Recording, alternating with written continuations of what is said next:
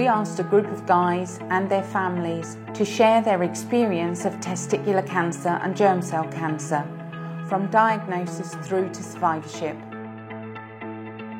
It's in the experience. How did I get involved with It's in the Bag?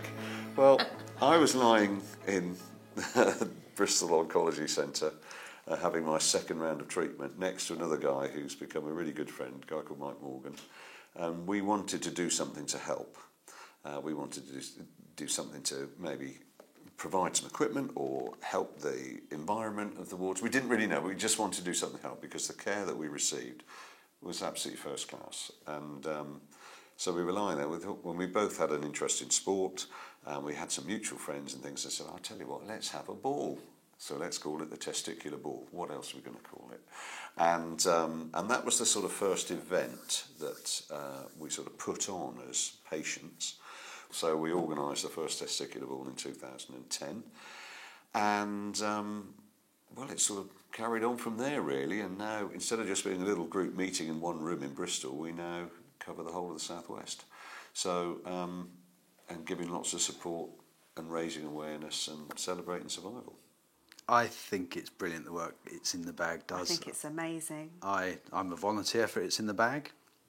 I get so much pleasure from going around and talking to young people about testicular cancer, the importance of checking, talking very personally about how it's affected me, it affected my family.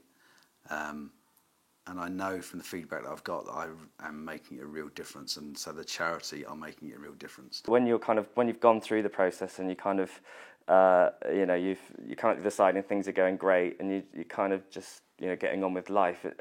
Being involved it's a bit of a reminder to say, you know what, you've gone through this horrific thing and you've come out the other side, and you should kind of be proud in some ways of yourself for doing that and being strong, and I don't know, and just so it's a reminder that this is a huge life thing that happened, and you've come out the other side, and things are good.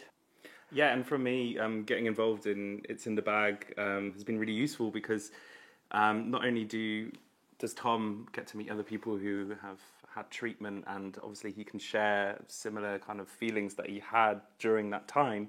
For me, I've met a lot of partners. Obviously you can talk to friends and family about how you were feeling during that time. It is difficult, but actually speaking to someone who's been through a very similar, if not almost identical situation to you, it really helps. One of the volunteers, Tim, I think we met him on our first day when Joe went in for chemo.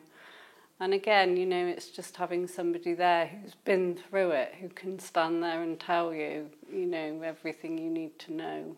And it's not just, come out of a book. It's somebody who's been there, done it, and got the It's in the Bag T-shirt.